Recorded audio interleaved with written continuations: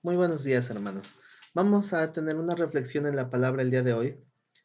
Y hoy que es donde estamos cerrando Semana Santa, en el llamado Domingo de Resurrección, hoy quiero hablar un tema que considero es de los más importantes de toda la teología o de toda la doctrina cristiana, que tal vez se ha entendido muchas veces mal o se ha enseñado mal. Y ese tema es la llaga de Cristo. ¿Cuántas veces hemos escuchado acerca de la llaga de Cristo? Y curiosamente hasta se hacen invocaciones de la llaga de Cristo, se hacen oraciones al respecto, pero lamentablemente pues ha sido un error, ¿no? Cómo se ha manejado este tema. Así que quisiera que hoy analizáramos esta parte de la escritura y entender realmente qué implica, si en verdad es una doctrina o no es una doctrina. Obviamente me estoy basando en el texto de Isaías 53, 5, la segunda parte donde dice que por su llaga fuimos nosotros curados. Así que pues vamos a ver cómo es como se ha utilizado esta enseñanza normalmente. Lo más común que escuchamos es que si ya fuimos curados, entonces los cristianos no se enferman. ¿Alguna vez han escuchado eso? Dicen que los cristianos ya no se pueden enfermar. ¿Por qué? Porque ya hemos sido sanados. Y Isaías 53:4 dice, ciertamente llevó él nuestras enfermedades y sufrió nuestros dolores. Y el final del verso 5 dice, y por su llaga fuimos nosotros curados. Y hay lamentablemente muchos pastores que tienen esta doctrina y están enseñando eso precisamente, que un cristiano ya no se debe de enfermar. ¿Será cierto que los cristianos ya no se enferman? Porque algunos eso han enseñado. Incluso hubo el caso de un pastor que estaba predicaba siempre esto, ¿no? Los cristianos ya no se enferman. Y si hay algún cristiano enfermo es porque no tiene fe o porque está en pecado. A fuerza es una de esos dos, porque yo he escuchado pastores decir que si Dios no miente y la palabra no puede ser quebrantada, significa que si hay un cristiano enfermo, entonces es por desobediencia, porque el texto dice muy claramente que fuimos curados, fuimos sanados por su llaga. Y ese mismo pastor que en alguna ocasión predicó esto, en algún momento él salió de viaje y supuestamente fue a hacer una gira apostólica y fue a dar recorrido por todo el mundo y no sé qué tanto. Total que uno de sus congregantes se enfermó y fue llevado al hospital. Y resulta que en el hospital que se encuentra el pastor estaba enfermo. Entonces le dice, pastor, no que estaba de gira, no que estaba enfermo. Pues, ¿cuál? Era solamente el pretexto que pidió que a nadie se le avisara que estaba enfermo, porque entonces lo iban a señalar por sus propias palabras como un pecador. ¿Mm? Entonces, ¿los cristianos no se enferman? ¿O será que sí se enferman? Porque vamos a buscar mejor la escritura a ver qué nos dice. Porque en 2 Corintios 11:29, el apóstol Pablo dice, ¿quién enferma y yo no enfermo? Obviamente hay quien enferma. Y Pablo también. El mismo Pablo estaba padeciendo de un mal de sus ojos, de una enfermedad, que le pidió 3 veces al Padre que la quitara de él, y el Padre le dijo, no, le dijo, bástate mi gracia, porque mi poder se perfecciona en tu debilidad. Pero el mismo Pablo también nos escribe en 2 Timoteo 4:20, donde dice que Erasto se quedó en Corinto y a Trófimo dejó en Mileto enfermo. ¿Por qué lo dejó enfermo? ¿Será que ya no tenía paños ungidos? Ya ven que algunos tomaban los paños de Pablo y se curaban. ¿Ya no había paños ungidos? ¿O será que se le acabó la fe? ¿O simplemente no se le ocurrió orar por él? Dice en Filipenses 2:26, porque él, refiriéndose a Epafrodito, tenía gran deseo de veros a todos vosotros, y gravemente se angustió porque habíais oído que había enfermado, pues en verdad estuvo enfermo y a punto de morir. Pero Dios tuvo misericordia de él, y no solamente de él, sino también de mí, para que yo no tuviese tristeza sobre tristeza. ¿Será que pues Pablo se le olvidó que tenía que orar por ellos o no tenía la revelación completa? Porque en alguna ocasión, también de esos predicadores de la supergracia, también los he escuchado decir que Pablo no tenía la revelación completa que tenemos hoy en día. ¿Cómo va usted a creer eso? Pablo, claro que tenía el mismo entendimiento y tenía mucho más entendimiento que usted y yo juntos, porque Dios lo estuvo instruyendo en todo el conocimiento teológico que él ya tenía y no entendía. Cristo estuvo enseñándolo durante 14 años a entender todo ese conocimiento. Así que claro que tenía la revelación completa, pero la revelación nunca ha dicho que la llaga de Jesús es para traernos esa sanidad, así como la predican hoy en día. Entonces tenemos más que evidencia suficiente de que, no, de que había cristianos en el primer siglo que estaban bajo la unción del Espíritu Santo, pero tenían que vivir en enfermedad. Incluso Pablo le decía a Timoteo, tienes unos dolores estomacales, ¿por qué no tomas un poquito de vino? Porque no había agua purificada en aquellos días. Entonces el vino resultaba ser un poco más limpio por la misma fermentación, le ayudaba más que tomar agua simple. Entonces no tiene nada que ver. Entonces, ¿qué pasaría si nosotros preguntáramos a los apóstoles cómo interpretarían eso de que por la llaga de Jesús hemos sido sanados? El texto de Mateo 8:14, ellos mismos nos dicen cómo interpretaron el texto de Isaías, donde dice que vino Jesús a la casa de Pedro y vio a la suegra de este postrada en cama, con fiebre, y tocó su mano y la fiebre la dejó y ella en ese momento se levantó y le servía. Entonces, ella fue el motivo por el cual llegó a esa casa para apoyarle, sanarle, pero no solamente fue ella. Al ver que había esa sanidad, empezaron a llevar a mucha gente. Dice el 16 que cuando llegó la noche, trajeron a él muchos endemoniados y con la palabra echó fuera a los demonios y sanó a todos los enfermos. Entonces, ¿por qué sanó a todos? Porque se los llevaron simplemente o por qué? Porque si aquí dice todos, ¿significa que hoy también todos tienen que ser sanados? Dice en el verso 17 que esto de que le llevaban enfermos y endemoniados para que los sanara, dice, esto es para que se cumpliese lo dicho por el profeta Isaías cuando dijo, él mismo tomó nuestras enfermedades y llevó nuestras dolencias. Los apóstoles están interpretando, pero si acabamos de ver en el Nuevo Testamento que no todos eran sanados, entonces será que el Señor Jesús tenía esa completa fe, pero Pablo no, porque ellos veían que todos eran sanados, pero tenemos que hablar de contextos particulares. En aquel momento Cristo sanó a todos, pero el mismo Señor Jesucristo cuando fue a Jerusalén, perdón, cuando fue a Nazaret, a la tierra donde él creció, donde estaba la gente que lo vio crecer, dice la palabra que él no pudo hacer muchos milagros ahí en Nazaret. ¿Por qué? Porque la gente lo prejuzgaba, porque decían, tú eres el carpintero, tú qué me vas a querer sanar o qué vas a orar por mí. Entonces muchos no recibían el milagro y dice la palabra que Cristo no pudo hacer ahí muchos milagros. Aquí sí, ¿por qué allá no y aquí sí? Porque entonces la misma palabra nos deja ver que la sanidad llegaba a aquellos que estaban buscando y obviamente va de acuerdo con los propósitos de Dios para cada enfermedad.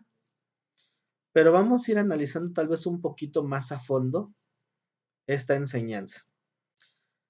¿A cuál llaga se refiere el texto? Dice que por su llaga hemos sido sanados. Y es donde quiero que enfaticemos nuestra atención en este día para que tengamos una idea más clara. ¿A cuál llaga se está refiriendo?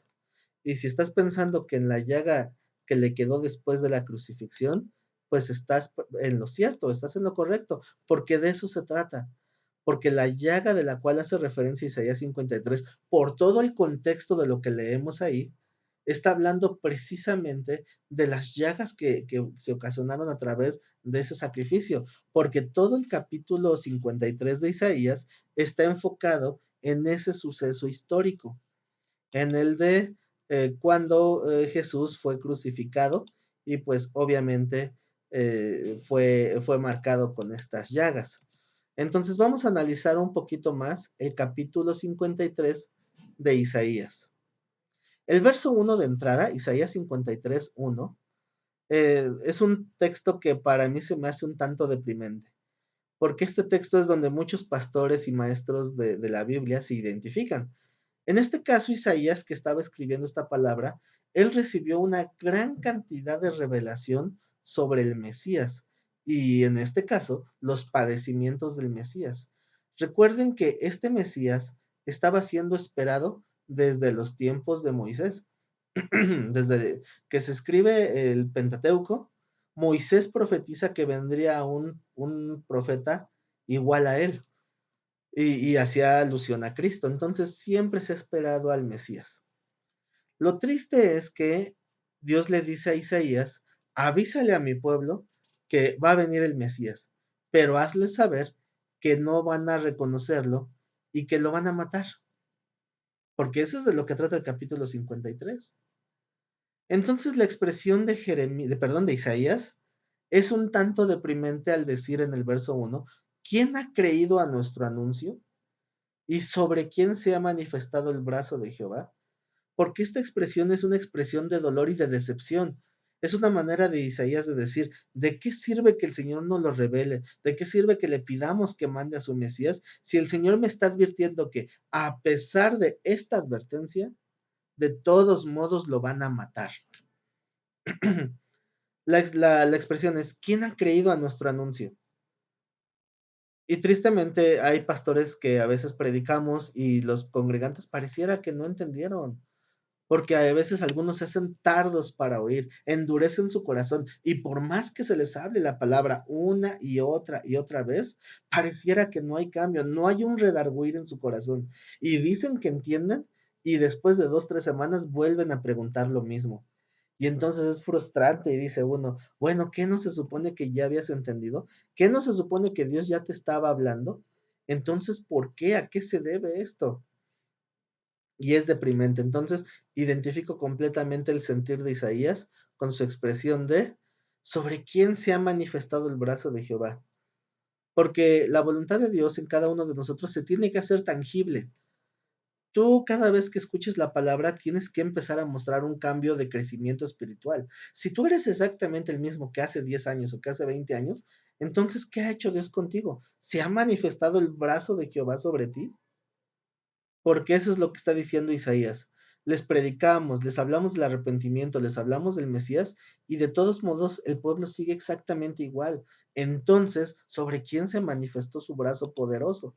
Y así es como comienza este capítulo 53. Dice en el verso 2, porque aquí es el contexto del por qué viene esa expresión de ¿quién creyó? ¿Por qué? Porque está diciendo en el verso 2, subirá cual renuevo delante de él y como raíz de tierra seca. No hay parecer en él ni hermosura. Le veremos más inatractivo para que lo deseemos.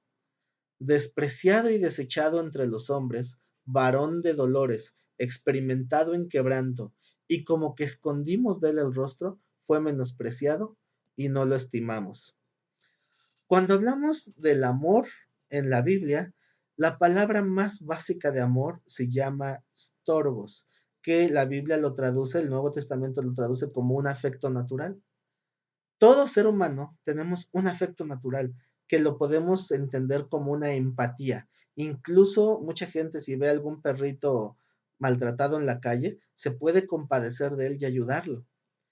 Y curiosamente a eso es lo que está haciendo referencia el texto de como que escondimos de él el rostro. Es como esa gente que está viendo la necesidad de enfrente y se tapa y se cubre y dice, no, no, no sé qué pasa, yo no veo nada y termina por no ayudar. Y tristemente eso es lo que pasó con Cristo. Se estaba viendo de qué manera estaba él, de cómo iba a ser torturado y desechado. Y vean lo profundo de este texto. Si tú te lees este capítulo 53 de Isaías junto con el Salmo 22 y realmente reflexionas en lo que está diciendo y no estás llorando, es porque de plano no has nacido de nuevo. Porque aquí estos textos nos hablan de la parte más triste de todo lo que llamamos hoy Semana Santa. Es ese dolor y ese tormento que tuvo que pasar el Señor para que nosotros alcanzáramos esa redención. ¿Cuál era el objetivo de todo esto? Está diciendo, no habrá en él parecer ni hermosura. En el Salmo 22 dice el Señor, soy gusano y no hombre.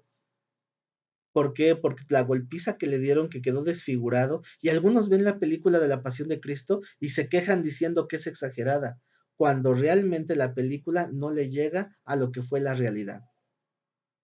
Dice, le veremos más inatractivo para que le deseemos. es decir, no van a dar ganas de estar junto a él en ese momento. Despreciado y desechado de entre los hombres. Sus mismos amigos, los mismos apóstoles, lo desecharon. ¿Por qué? Porque lo dejaron solo. El mismo Pedro dijo, Señor, aunque todos se escandalicen de ti esta noche, que el Señor se los había advertido. Como recordarán, el Señor les advirtió, esta noche se cumplirá una profecía que es, herirán al pastor y las ovejas serán dispersas y todos se escandalizarán de mí esta noche. Y Pedro, con ese ímpetu que lo caracterizaba, él dice, Señor, aunque todo mundo se escandalice de ti, yo no, yo estaré ahí, yo te seguiré a la cárcel y si fuere necesario te seguiré hasta la muerte. Esas eran las palabras de Pedro. Pero el Señor le responde de una manera muy tierna y le dice, Pedro, de cierto, te digo que antes de que el gallo cante, tú ya me vas a haber negado 3 veces. Le está afirmando que sus palabras eran falsas. Tal vez eran de corazón, eran de una buena intención, pero al final el miedo iba a poder más. Y no solo fue él, porque el texto nos dice que cuando Pedro habló, todos los demás también dijeron lo mismo, que lo iban a seguir hasta la muerte. Y como ya sabemos, cuando el Señor le dijo a Pedro que no se defendiera con la espada, entonces es donde Pedro muestra su verdadera fe. Su fe estaba en su habilidad con la espada.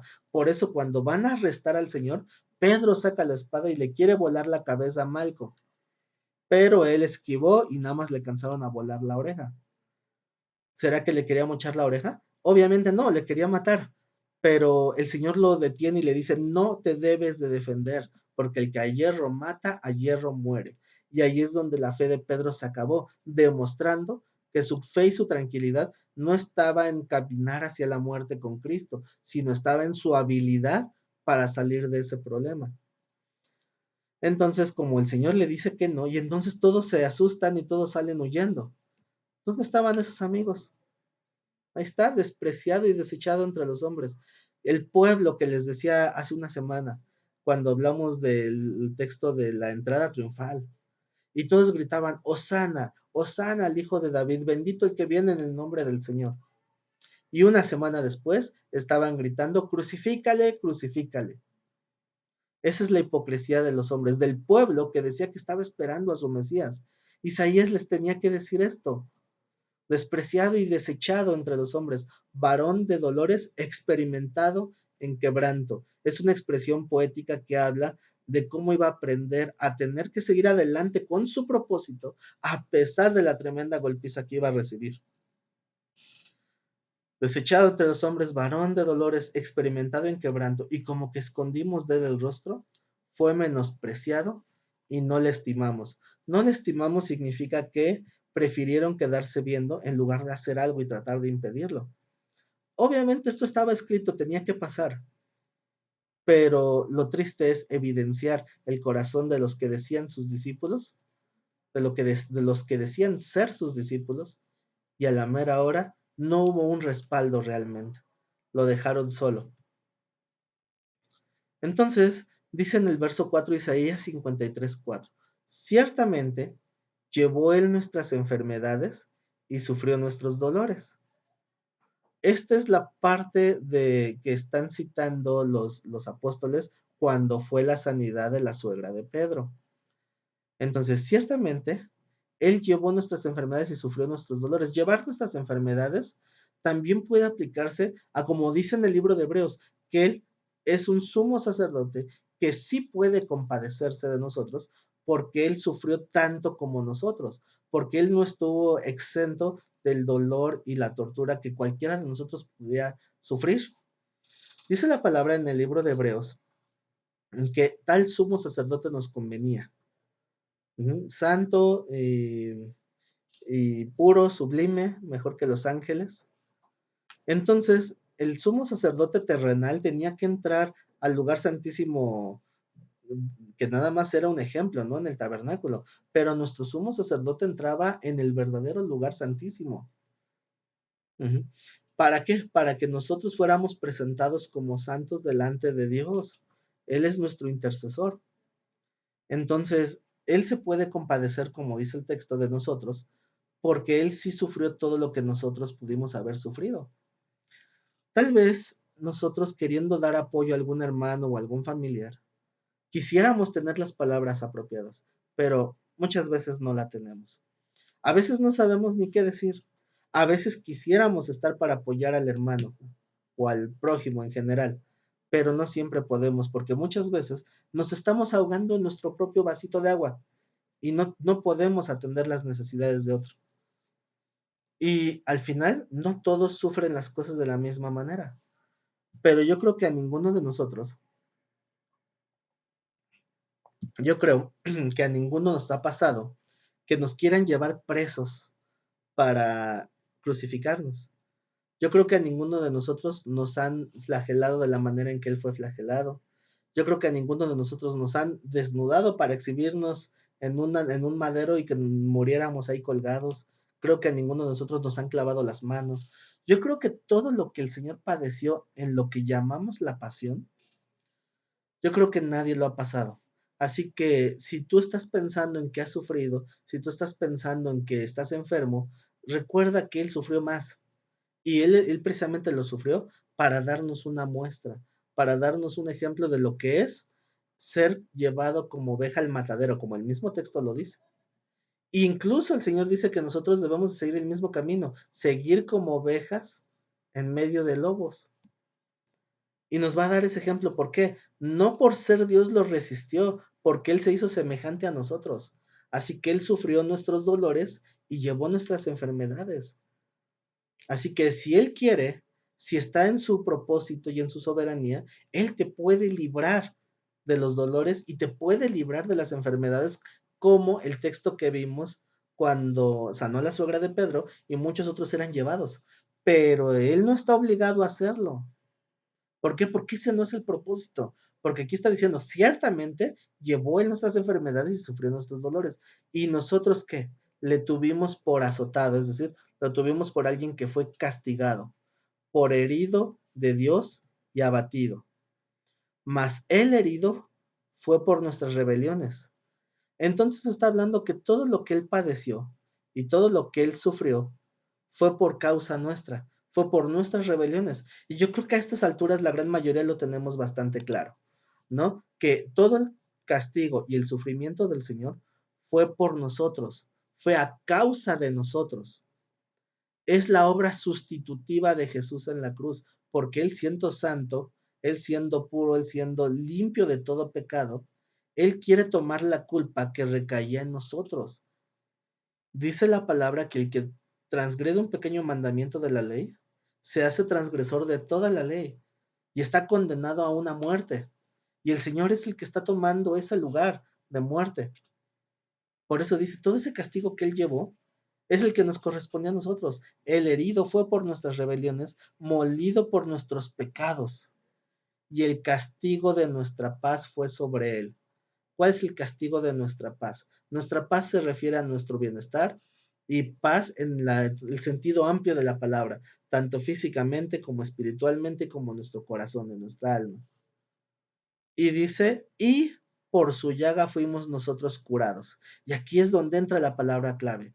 Si estamos viendo un contexto, que es una regla fundamental de la hermenéutica, ver cuál es el contexto general, si se dan cuenta, todo el contexto es cómo está tratando Dios con nuestro pecado, pero que Cristo toma ese castigo en lugar nuestro. Así que tomando en cuenta este contexto, ¿qué significa la palabra curados? Por su llaga, que ya vimos que la llaga son esas marcas de Cristo, que ese sacrificio, esa tortura, todo esa pasión que Él resistió, es para que nosotros fuéramos curados. Vuelvo a preguntar, ¿qué significa curados entonces? La palabra curados, en el hebreo en el que fue escrito originalmente, es la palabra Rafa. Seguramente algunos la identificarán con uno de los nombres compuestos de Dios, de Jehová Rafa, que significa Dios es mi sanador.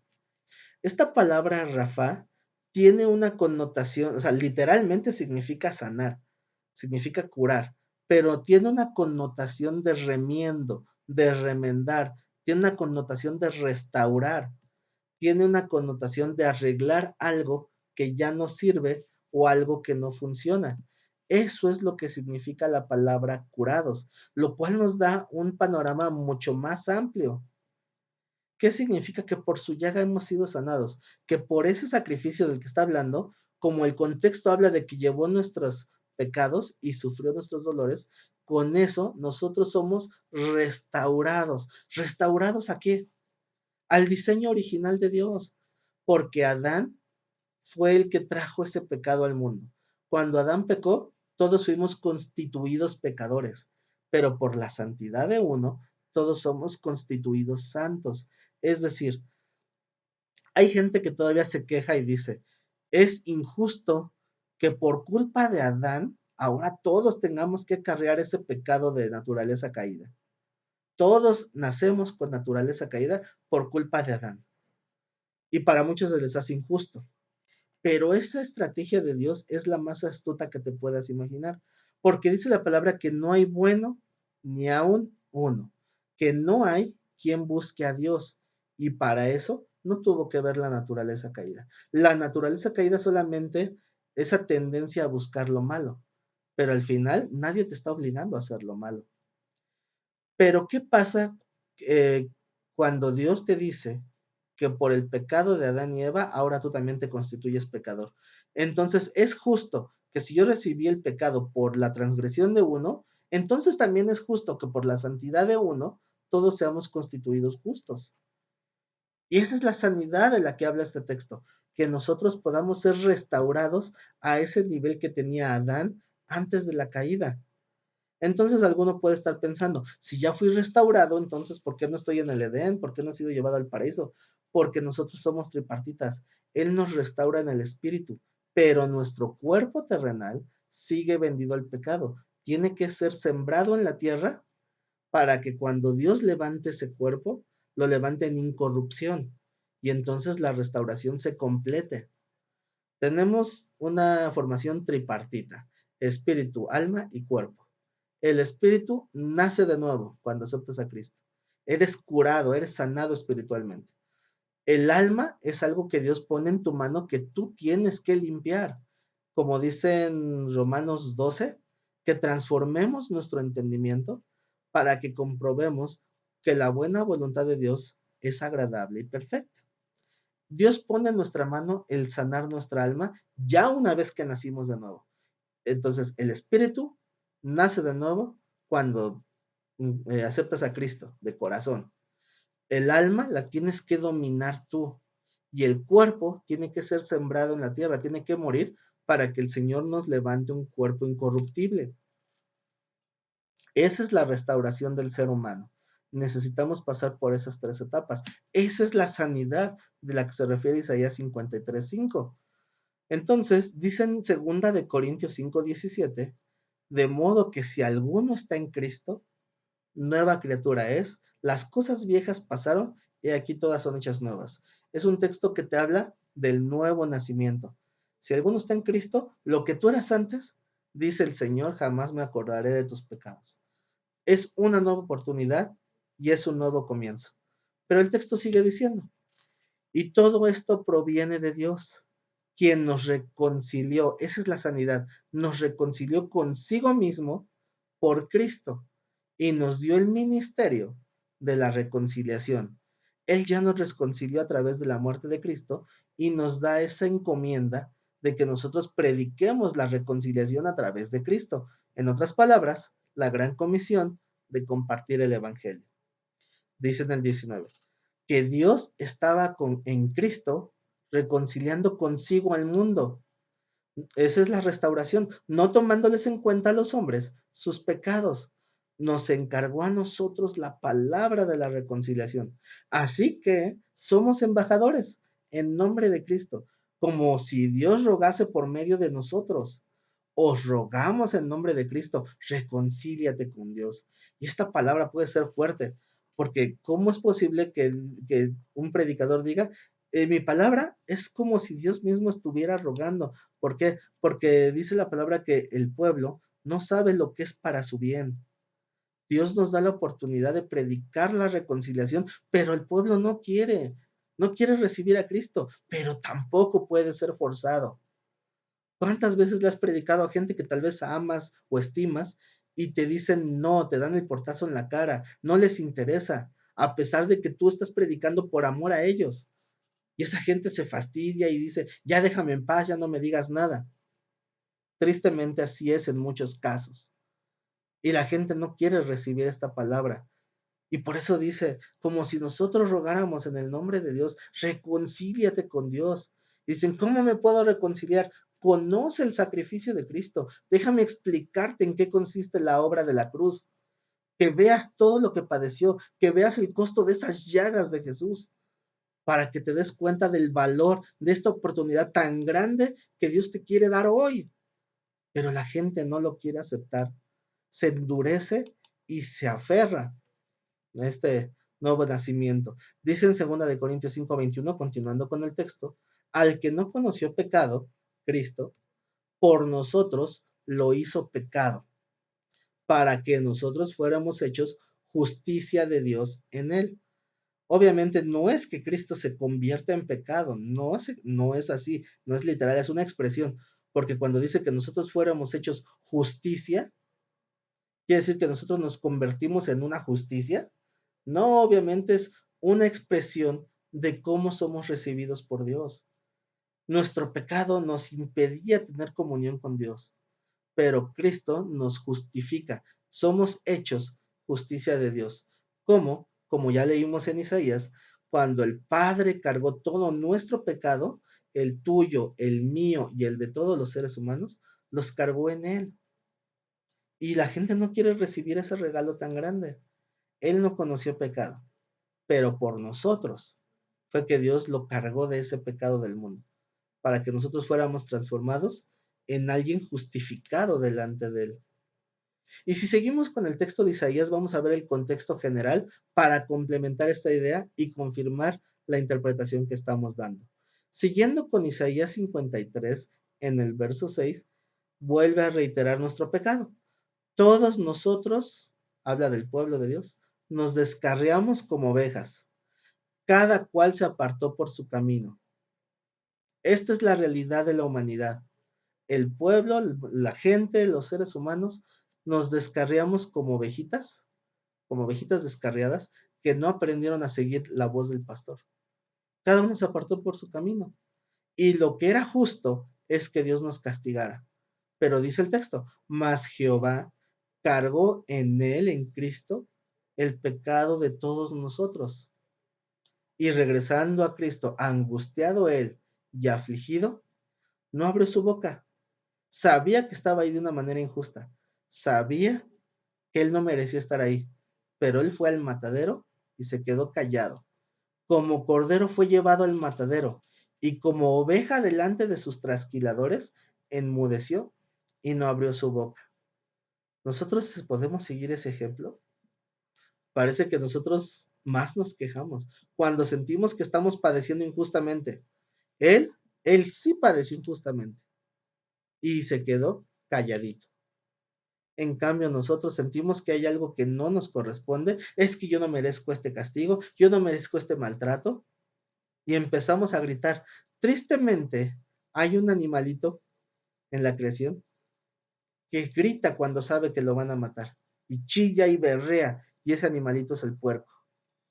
Si ustedes comparan a un puerquito que va a ser llevado a las carnitas y un borreguito al cual van a matar para la barbacoa, el borreguito se va calladito a su muerte, pero el cochinito como que intuye y grita, y a veces sus gritos de los puerquitos son tan horribles, se oyen tan estremecedores que parece de repente gritos humanos, y pareciera que a veces nos comportamos más como puerquitos. En fin, dice, dice el texto, angustiado él y afligido, no abrió su boca. Como cordero fue llevado al matadero, y como oveja delante de sus trasquiladores enmudeció y no abrió su boca. Por cárcel y por juicio fue quitado. Y su generación, ¿quién la contará? Porque fue cortado de la tierra de los vivientes. Pongan atención en su generación, que quiere decir en su fruto, en su simiente, en lo que viene después de él. ¿Quién la contará? Porque fue cortado de la tierra de los vivientes. Obviamente está hablando de ser sacrificado. y por la rebelión de mi pueblo fue herido. La palabra herido, hablándola en este contexto, se entiende que habla de una herida de muerte. Es una forma también poética de decir que su muerte, su herida de muerte, fue para ser arrancado de la tierra de los vivientes, pero a causa de la rebelión del pueblo. Y viene otro texto que también es muy profético, muy mencionado. Se dispuso con los impíos en su sepultura, es decir, en el Gen, en el Valle de Ginón, en el tiradero público, porque un crucificado no tenía derecho a una sepultura. Se dispuso con él con los impíos su sepultura, mas con los ricos fue en su muerte. ¿Por qué? Porque José de Arimatea pidió el cuerpo de Cristo para que le permitieran sepultarlo, lo cual no era común en un crucificado. Pero Pilato estaba de buena y dijo, está bien, llévatelo en donde quieras. Y entonces consigue el permiso para sepultarlo en una tumba nueva, que era de él. Entonces se estaba cumpliendo otra profecía más. Dice, aunque nunca hizo maldad, ni hubo engaño en su boca.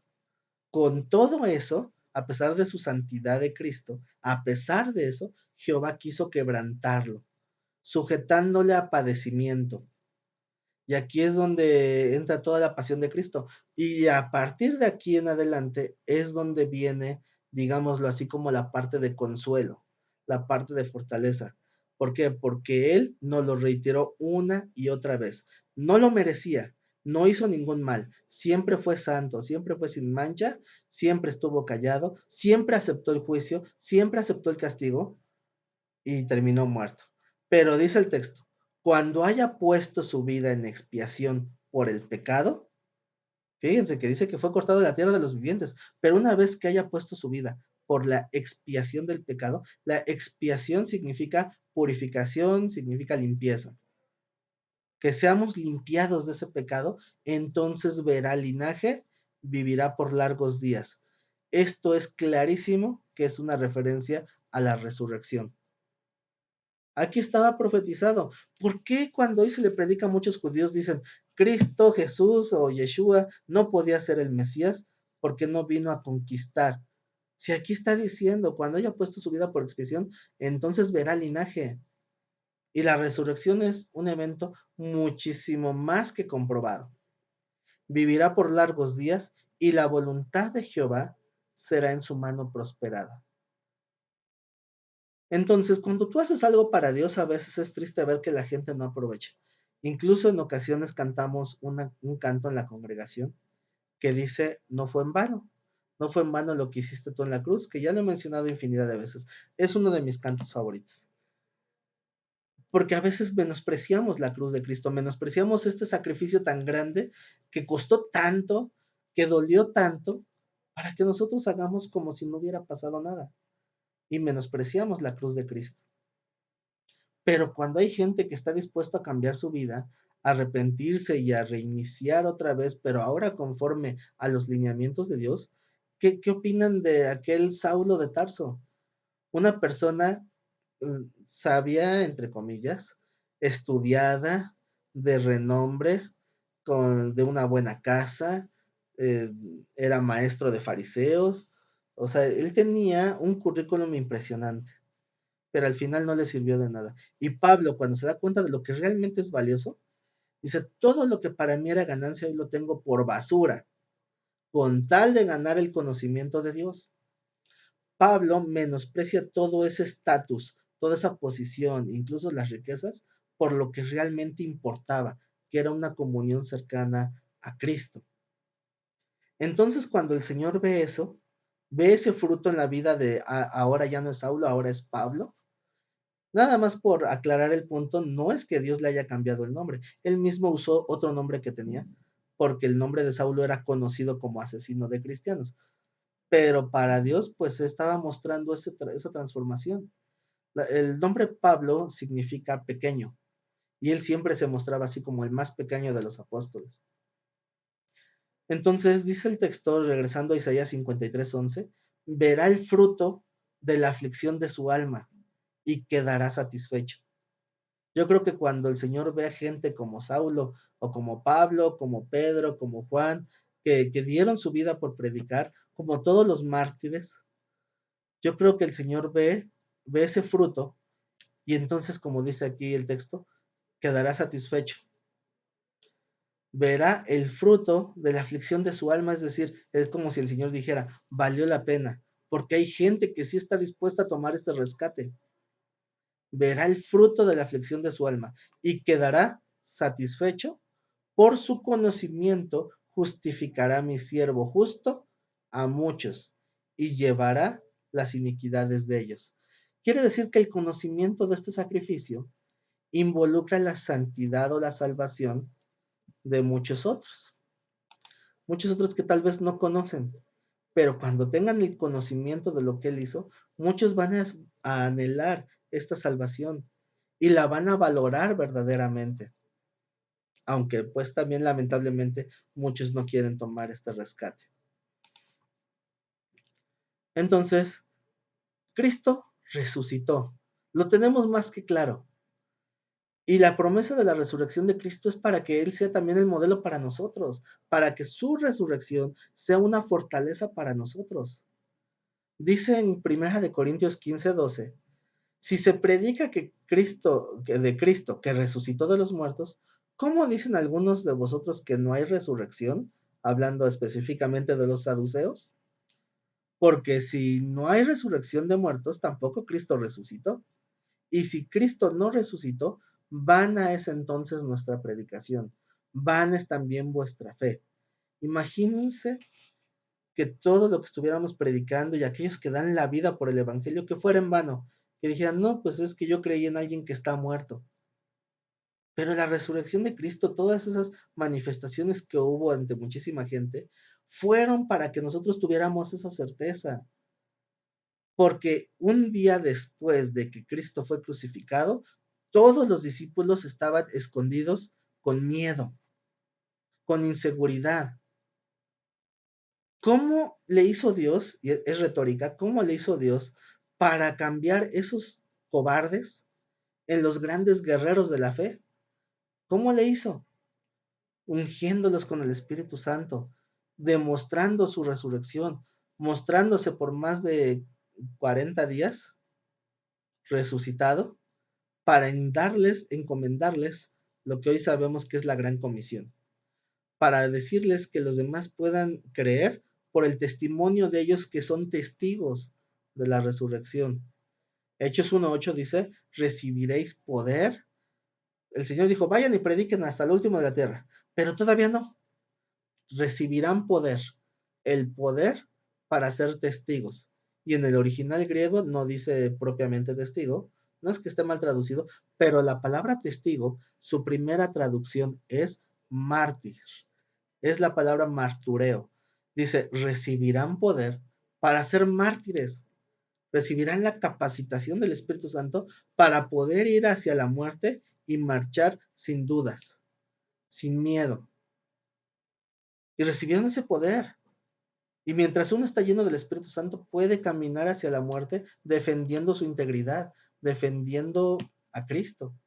Si estás lleno del Espíritu Santo, muchos por eso reniegan, porque no están llenos. Hay gente que ha dado su vida, que dio su vida en el primer siglo por predicar a Cristo. Hoy a veces nos hablan feo y quieren renegar. Hoy porque alguien le dio alguna enfermedad, ya no hablamos de la de moda, hasta una gripita. Reniegan porque dicen que Cristo los abandonó. Sí, cuánto padeció el Señor. Y otros nos ahogamos en nuestro vasito de agua. Entonces muchos pierden la esperanza, pero la resurrección fue lo que los capacitó, lo que los llenó de esa convicción. Y esa iglesia temerosa después se convirtió en mártires que caminaron durante años sin miedo a dar su vida. Entonces, si no hay resurrección de muertos, tampoco Cristo resucitó. Y si Cristo no resucitó, es vano lo que creemos. Vana es nuestra predicación, vana es también nuestra fe, dice en el 15. Y somos hallados falsos testigos de Dios, porque nosotros hemos testificado de Dios que Él resucitó a Cristo, al cual no resucitó si es que los muertos no resucitan.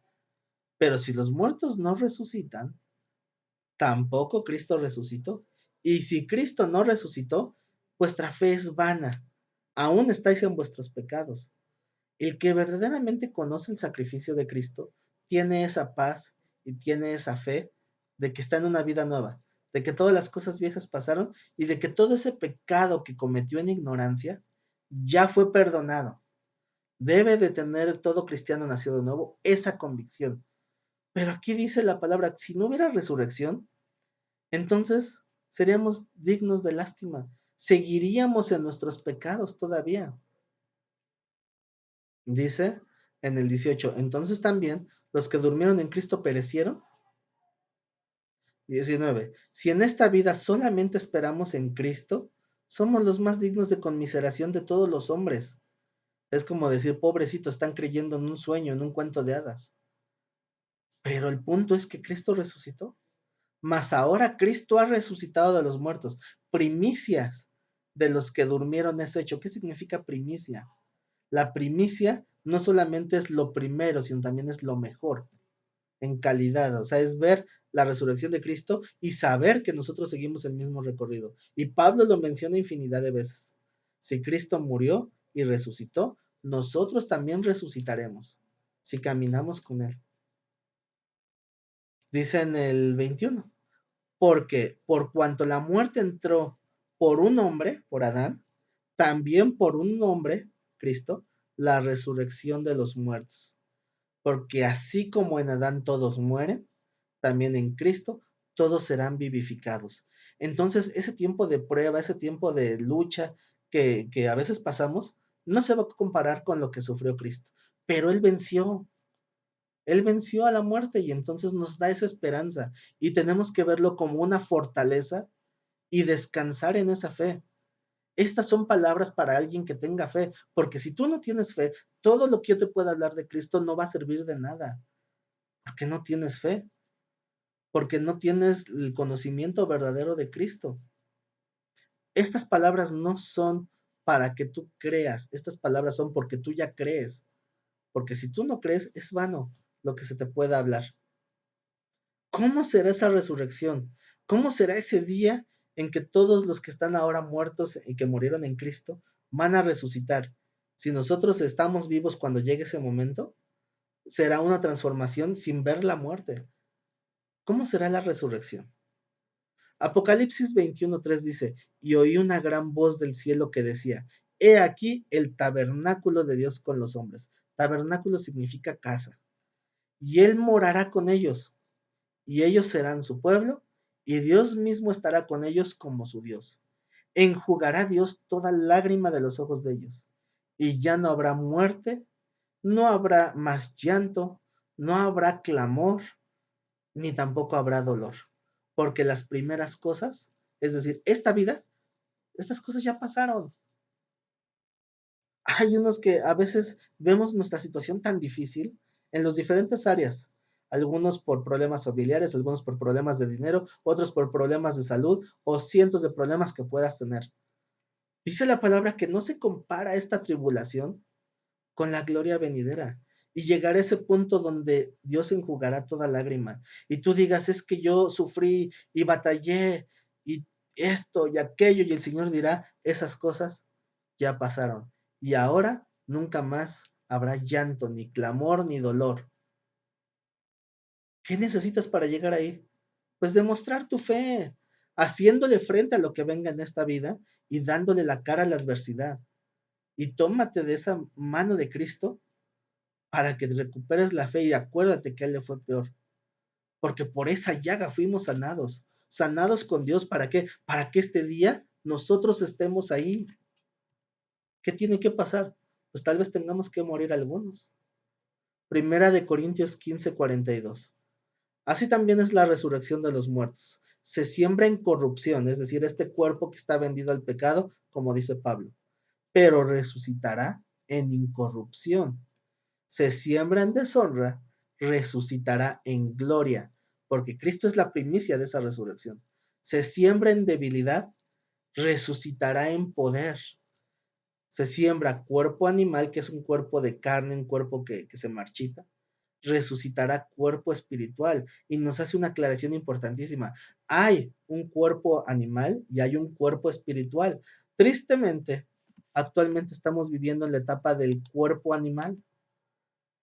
Vivimos así, ese es el cuerpo animal. Este cuerpo animal que está vendido al pecado, que se te hace batallar con las concupiscencias, tarde o temprano lo vamos a dejar aquí. Hay dos tipos de cuerpo, el cuerpo animal y el cuerpo espiritual. Se siembra en corrupción. ¿Qué es corrupción? Que este cuerpo, cuando lo siembres, se va a corromper. Se lo van a comer los gusanitos. Y cuando sea la hora de levantarlo, ¿cómo se va a levantar el cuerpo? ¿Se va a levantar con todo y gusanito? ¿El gusanito va a escupir la sangre que se comió de ti y se va a regenerar? ¿Verdad que eso suena hasta grotesco? Te dará un cuerpo espiritual. Según algunos teólogos, concuerdan en que resucitaremos todos con una apariencia de unos 30 años, donde tenemos una plenitud física y mental. Y eso es como estaremos por siempre. ¿Qué pasa con aquellos que hoy han perdido una extremidad de su cuerpo? Allá la recuperarán. Hoy tal vez están padeciendo. Aquellos que están debilitados en sus sentidos, que no ven bien, que no oyen bien, será restaurado. ¿Qué va a pasar con todos esos cuerpos que fueron maltratados o aquellos que fueron mutilados o aquellos incluso que tal vez fueron quemados en un incendio? ¿Qué va a pasar con ellos? ¿Se van a resucitar todos hechos carboncito? No, resucitarán con un cuerpo espiritual que no será corruptible, que no se va a degradar ni a degenerar. Esa es nuestra esperanza y eso es lo que te tiene que dar fuerza para seguir adelante y para seguir batallando y peleando la buena batalla de la fe. Se oye muy bonito, ¿no? Pero dice ahí, ¿no será que nos olvidamos de algo? ¿De qué nos olvidamos? Sí, Cristo murió, Cristo resucitó, viene el evangelismo, nos convertimos, va a haber resurrección. ¿Qué se me olvidó? Todos resucitarán con un cuerpo restaurado, menos uno. Y esto es lo importantísimo de esta materia, de este tema del día de hoy. Importantísimo. Todos resucitarán con un cuerpo restaurado, menos uno. Y esto es lo que quiero que recuerdes de este tema. ¿Ya sabes quién es? Juan 20:24 dice que cuando Cristo resucitó y se le apareció a los discípulos, no estaba Tomás y Tomás no creía.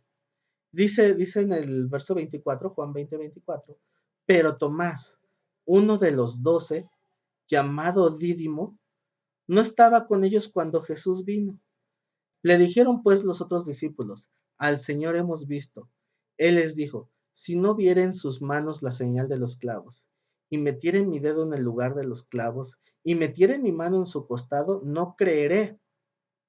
Es lo que dijo Tomás, no voy a creer hasta que no vea esas marcas. 8 días después, estaban otra vez los discípulos dentro, y ahora sí estaba Tomás con ellos. Llegó Jesús estando las puertas cerradas y se puso en medio y les dijo, pasa a vosotros. Luego dijo a Tomás, Tomás, pon aquí tu dedo y mira mis manos y acerca tu mano y métela en mi costado. Y no seas incrédulo, sino creyente. Entonces Tomás respondió y le dijo, Señor mío y Dios mío. Y se postró. Jesús le dijo, porque me viste, Tomás, por eso creíste. Más bienaventurados los que no vieron y creyeron. Todos hemos escuchado esta historia cientos de veces, lo hemos visto en películas. Incluso erróneamente algunos piensan que Tomás metió su dedo en las llagas de Cristo. No es cierto.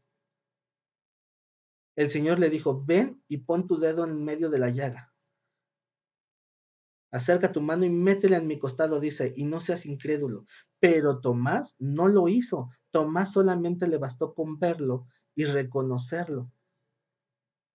Y por eso el Señor le dice, porque me viste, Tomás, por eso creíste. Más bienaventurados los que no vieron y sí creen. ¿Qué tuvo que ver Tomás? Tuvo que ver esa llaga. Tuvo que ver las muestras de la cruz. No sé si ya te cayó el 20. No sé si ya entendiste lo que te quiero hablar en esta mañana. Pero lo que tal vez no has visto es que Cristo resucitó y las llagas se quedaron. Hablamos de la resurrección. Todos resucitaremos con un cuerpo incorruptible lleno de gloria, un cuerpo que no se cansa ni se desgasta. Por eso les hacía ese énfasis, ¿con qué cuerpo vas a resucitar? Pero Cristo tendrá esa llaga por la eternidad. Porque ese temor que tenía Cristo en Getsemaní no era por el martirio, no era por el dolor, no era por subirse a la cruz, era porque allá arriba de esa cruz el pecado del mundo iba a recaer en él. Y Dios el Padre maldice al que es colgado de un madero. En ese momento Cristo quedó desamparado y clamó el Señor, Elí, Elí, lama sabactani, que quiere decir, Dios mío, ¿por qué me has desamparado? ¿Por qué clamó eso? Porque en ese momento el Padre, cumpliendo con su propia palabra, le dio la espalda. Y cuando Cristo resucitó, porque él dijo, yo tengo poder para tomar mi vida de vuelta, resucitó y salió de esa prisión que era el infierno. Y salió y después fue a ser glorificado por su Padre por su obediencia. Pero las llagas se quedaron. Isaías 53, por eso te hace ese énfasis. Y por su llaga hemos sido sanados. Porque aquel día en que el Señor te llame a su presencia, tú verás a todos aquellos que tuvieron fe con un cuerpo perfecto y restaurado. Pero cuando veas al Señor, verás esa llaga y te darán ganas de llorar y decirle, Señor, gracias, porque por tu llaga, que será un recordatorio eterno, toda la vida y toda la eternidad estaremos junto a Él viendo la llaga por la cual fuimos nosotros sanados. Esa es la reflexión que te quiero dejar en esta mañana. Ese es el valor de ese texto y es el valor de esa llaga que Él hoy está portando en sus manos, en su costado, por ti y por mí. Reflexiona en esta palabra y guarda esto en tu corazón. Que Dios te bendiga y nos vemos en un próximo video. Hasta la próxima.